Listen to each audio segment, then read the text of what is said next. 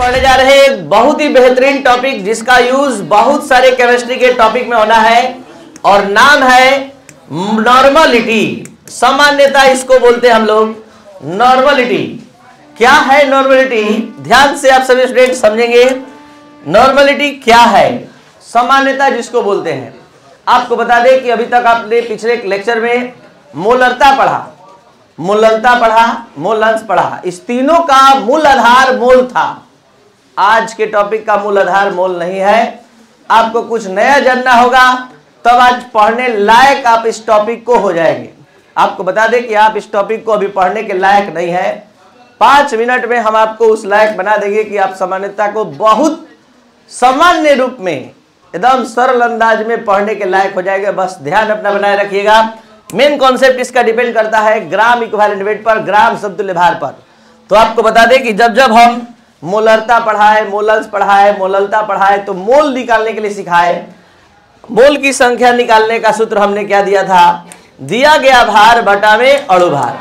अब आज सारा कॉन्सेप्ट समतुल्य भार पर आधारित है। जैसे हम आपसे बोले कि 5 ग्राम हमारे पास H2SO4 है, ध्यान दीजिएगा। तो इस H2SO4 के बारे में सब कुछ पहले जानिए, बोर्ड पर ध्यान दीजिए। H2SO4 का अणु भार आप सभी स्टूडेंट इस कैपेसिटी में है कि निकलवा सकते हैं 1 × 2 + 32 + 16 × 4 98। लेकिन इसी का समतुल्य भार का आज हम बात करने जा रहे हैं। तो समतुल्य भार निकालने के लिए,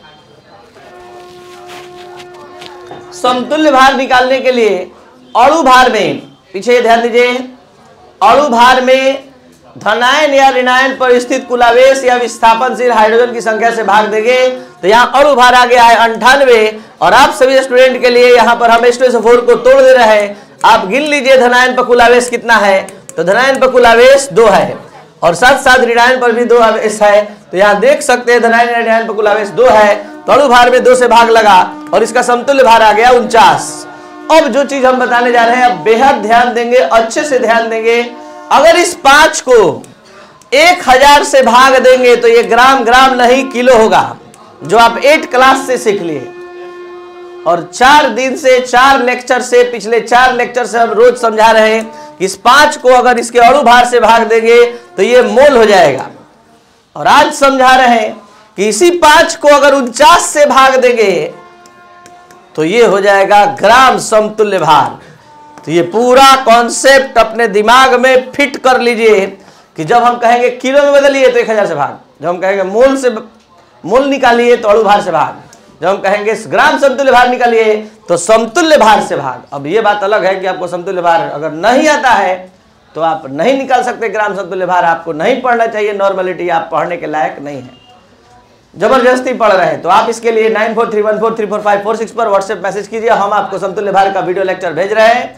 पहले समतुल्य भार पढ़िए, तब ग्राम समतुल्य भार निकालने आएगा, तब नॉर्मलिटी पढ़ने आएगा। अब आप एक एग्जाम्पल और देख लीजिए और अपना कैपेसिटी चेक कर लीजिए। CaCO3 का हमारे पास 90 ग्राम है। कितना ग्राम है? 90 ग्राम। और CaCO3 का अणु भार पहले निकाल रहे हैं। अणु भार जो सभी स्टूडेंट निकाल सकते हैं, ये सब देता है परमाणु भार, आपको टेंशन नहीं लेना है। ये अणु भार हो गया 100। लेकिन इसी का समतुल्य भार निकालना है तो ये तब तक से नहीं निकलेगा जब आपको जानकारी नहीं होगा कि CaCO3 टूटता है Ca++ और CO3-। तो अणु भार में कितना से भाग लगेगा? तो अणु भार में 2 से भाग लगेगा। जब आप जानते हैं तो समतुल्य भार आप निकाल सकते हैं 50। अब हम कहें कि 90 ग्राम CaCO3 को, 90 ग्राम CaCO3 को मोल में बदलिए तो 90/100 होगा। ध्यान दीजिएगा, मोल कहेंगे तो अब ग्राम समतुल्य भार कहेंगे तो 90/100 नहीं 50 होगा ग्राम समतुल्य भार, ग्राम इक्विवेलेंट वेट। अगर आप इतना जानते हैं तो आज का टॉपिक आप पढ़ने के लायक है। वो भी टॉपिक जो आज हम समझाने जा रहे हैं, सामान्यता एक अलग अंदाज में कंपैरिजनल स्टडी का हम सहारा लेते हैं, तुलनात्मक अध्ययन, जिससे स्टूडेंट को बहुत कम मेहनत लगता है याद करने में। ये टेक्निक बहुत कम टीचर्स फॉलो करते हैं, जिसके कारण वो स्टूडेंट के दिमाग पर पढ़ाई का भार बढ़ाते जाते हैं। और हम कुछ ऐसा टेक्निक अपनाते हैं जिससे कि स्टूडेंट को याद ही नहीं करना पड़ता है। ये कैसे? तो आज हम फिर तीसरी बार इसी सेशन में सिद्ध करने जा रहे हैं। ये है मोलरिटी, जो सबको याद है, बस थोड़ा सा चेंज करेंगे, उसका सूत्र, परिभाषा, सब कुछ सबके दिमाग में चला जाएगा। आप क्या याद किए मोलरिटी में? किसी घोल के 1 लीटर या 1000 ml के घोल में घुल्ले का जो मोल होता है, उस मोल को बड़ा एम मोलरता कहते हैं। यही पढ़े हैं, बस थोड़ा सा जगह दीजिए। किसी घोल के 1 लीटर या 1000 ml में, ठीक है, घुल्ले का मोल का जगह ले लिया ग्राम समतुल्य भार। ग्राम समतुल्य भार की संख्या को क्या कहते हैं? सामान्यता कहते हैं। तो कहां परिवर्तन आया आपको पहले से याद है? किसी घोल के 1 लीटर 1000 ml में घुल्ले के मोल जहां बोलना है वहां बोल दीजिए। ग्राम समतुल्य भार की संख्या को क्या कहते हैं? सामान्यता। अब आइए इसी सामान्यता को, जैसे हम हर एक टॉपिक को समझाएं आज भी, क्योंकि ये क्लास एग्जाम्पल के माध्यम से हर एक टॉपिक को खूब अच्छे से समझाने का प्रयास करता है। आज फिर दे रहे हैं हम प्रॉब्लम के कॉन्सेप्ट पर पूरा सामान्यता का कॉन्सेप्ट। देखिए 1500 ml का एक घोल है, H2SO4 का घोल है, और H2SO4 का इसमें हम 490 ग्राम मिलाए हैं, और घोल की सामान्यता आपको बतानी है। तो तब तक से सामान्यता नहीं निकलेगा जब तक से आप इसका ग्राम समतुल्य भार नहीं निकालेगा, क्योंकि सामान्यता का संबंध ग्राम समतुल्य भार से होता है, और ये सिर्फ नॉर्मल ग्राम है जिसमें हम लोग खरीद बिक्री करते हैं। तो ग्राम को ग्राम समतुल्य भार में कैसे बदलेंगे? इसके लिए अणु भार निकालना होगा। अणु भार निकल गया, ठीक है, और ये अणु भार जैसे ही आया 98, तो आप समतुल्य भार इसका निकालेंगे। 98 बटा H2SO4 को तोड़ेंगे, 2H plus SO4 minus minus, और यहाँ 2 से भाग लगा 49। जो ही 49 आया, इस 490 को जैसे ही 49 से भाग देंगे, ये ग्राम ग्राम नहीं रहा, ग्राम समतुल्य भार हो गया, ग्राम इक्विवेलेंट वेट हो गया। अब इतना आपको आता है, तो आप जो अभी सुने क्वेश्चन में उसको रिपीट कीजिए। क्या सुने हैं क्वेश्चन में? कि 1500 ml के घोल में, 1500 ml के घोल में, ध्यान लगाए रखिएगा बोर्ड पर, 5 मिनट बहुत इंपॉर्टेंट होने वाला है आगे का। 1500 ml के घोल में H2SO4 का 490 बटा 49 ग्राम समतुल्य भार स्थित है। ग्राम समतुल्य भार स्थित है, इसलिए कितना पर? 1000 पर। बोर्ड पर ध्यान दीजिए, 490, देखिए यहां पर हम बार बार सिखाते हैं कि यहां वाला हमेशा गुणा में और ये वाला हमेशा भागा में। तो अब मेन कॉन्सेप्ट आपके सामने आ चुका है, ध्यान दीजिए। ये भी ग्राम समतुल्य भार है, लेकिन 1500 ml में, और ये भी ग्राम समतुल्य भार है कितना में? 1000 ml में जो ग्राम समतुल्य भार होता है वही तो सामान्यता होता है। कोई दिक्कत? अब आइए लास्ट राउंड, क्योंकि आप 4-5 दिन से एक ही तरह से पढ़ रहे हैं तो आप पूरा बात समझ चुके हैं।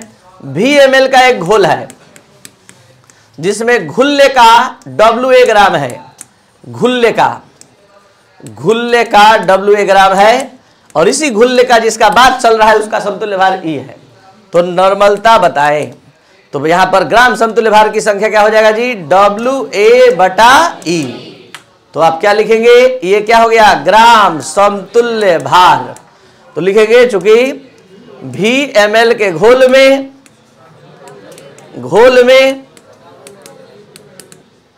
घुल्ले का WA बटा E ग्राम समतुल्य भार स्थित है, इसलिए 1000 पर WA बटा E गुणे 1000। फिर से वही बात समझा रहे हैं ताकि आप सभी स्टूडेंट को मेहनत नहीं लगे याद करने में। ये भी ग्राम समतुल्य भार है लेकिन VML में, और ये भी ग्राम समतुल्य भार है। तो यही आया हुआ ग्राम समतुल्य भार नॉर्मलिटी है, यही नॉर्मलता का सूत्र दे दिया। अब अगर VmL की जगह हम V लीटर ले लें तो यहां पर 1 हो जाएगा, तो यही नॉर्मलिटी का नया एक सूत्र आ जाएगा, WA गुणा 1 E गुणे, लेकिन शर्त है कि ये लीटर में होना चाहिए और ये किस चीज में है, ml में, तब 1000 है। अब आप अच्छे से आज का ये पूरा क्लास समझे तो आप एक सिस्टम में 2 मिनट में पूरा नॉर्मलिटी को रिफ्रेश कीजिए। इस परिभाषा में 2 शर्तें हैं। पहला, जब भी सामान्यता निकलता है 1 लीटर 1000 ml में, और दूसरा शर्त कि इसको चाहिए ग्राम समतुल्य भार, इसको नहीं चाहिए मोल। तो किसी घोल के 1 लीटर 1000 ml में स्थित घुल्ले के ग्राम समतुल्य भार की संख्या को सामान्यता कहते हैं। इसे n द्वारा सूचित किया जाता है। इसका मान गणितीय रूप में इस प्रकार से निकालते हैं। देखिए, VmL का एक घोल है, VmL का एक घोल है जिसमें घुल्ले का WA ग्राम मिलाया गया है और इसी घुल्ले का अपना समतुल्य भार E है। तो ग्राम समतुल्य भार निकालने में आप एक्सपर्ट बन गए हैं। बताइए ग्राम समतुल्य भार बराबर क्या हो जाएगा, WA/E। अब कैलकुलेशन शुरू होता है। VmL के घोल में घुल्ले का WA/E ग्राम समतुल्य भार स्थित है, इसलिए 1000 पर आ गया। ये आया हुआ मान वास्तव में ग्राम समतुल्य भार की संख्या, और ये नॉर्मलिटी क्यों है, क्योंकि 1000 में निकाला गया है। तो 1000 में आया हुआ ग्राम समतुल्य भार ही नॉर्मलिटी होता है, सामान्यता होता है। आपको समझ में आना चाहिए E समतुल्य भार है और ये पूरा अनुपात ग्राम समतुल्य भार है। और ये W/E का यूज आज से 2 मंथ बाद विद्युत रसायन चैप्टर में होगा, फैराडे के विद्युत अपघटन के नियम में, जिसमें फैराडे का द्वितीय विद्युत अपघटन का नियम पढ़ेंगे। तो आज ही के पढ़ाई का यूज होना है, इसलिए ध्यान से समझ लीजिएगा। तो यहां पर इसको हिंदी में ट्रांसलेट कीजिए। WA क्या है, दिए गए घुल्ले का भार, गुणे 1000। E क्या है, समतुल्य भार। V क्या है, घोल का आयतन, लेकिन ml में। अगर आप लीटर में बनाना चाहते हैं तो इसको बना लीजिए सूत्र को, घोल की सामान्यता बराबर दिए घुल्ले का भार इंटू 1 और घुल्ले का समतुल्य भार इंटू दिए घोल का आयतन।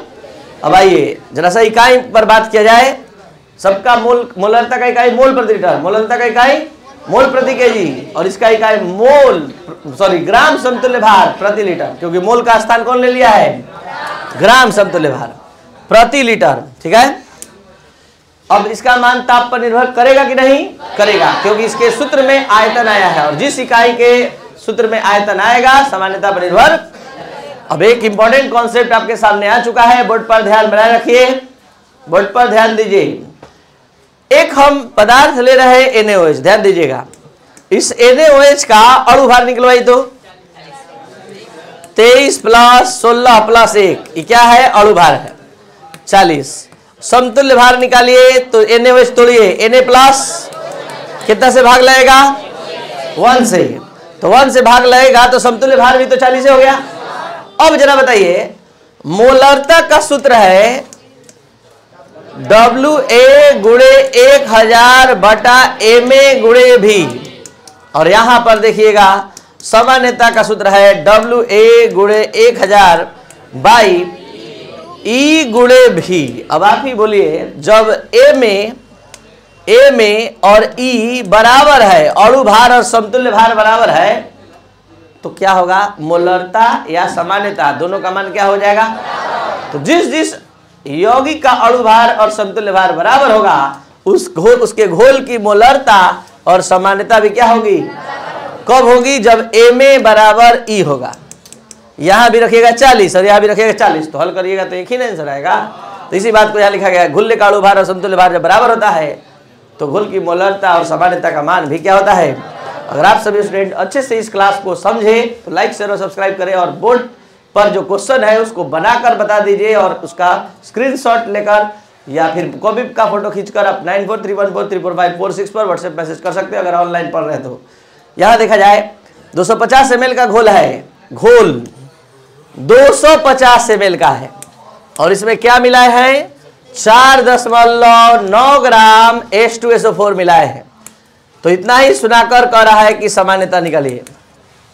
तो नाम लिया गया है ना पदार्थ का, नाम लेने का क्या फायदा होता है, अणु भार निकल जाता है, और अणु भार जैसे ही निकलता है, अणु भार से समतुल्य भार निकल जाएगा 98/2 कितना। तो इस 4.9 को छोड़िए, 49 निकल गया ना, तो ये हो गया समतुल्य भार। अब दिया गया भार कितना है बोलिए, 4.9। घुल का आयतन कितना दिया है? चलते हैं सूत्र पर। नॉर्मलिटी इक्वल WA गुणे बटा गुणे WA का मान गुणे E का मान गुणे, ठीक है। हल करेंगे, पॉइंट हटेगा 10, 49 कट गया और यहां से ये कटा 4, 0.4। क्या आंसर क्या लिखाएगा? ग्राम समतुल्य भार प्रति लीटर। ml जिसको लिखने का मन है प्रति 1000 ml लिखेगा, और 1000 ml बराबर क्या होता है जी? तो आप प्रति लीटर लिखिए या प्रति 1000 ml लिखिए। अगर आप वास्तव में समझें तो इस क्वेश्चन को बनाकर आप अपना कॉन्फिडेंस बढ़ाएं। Thank you.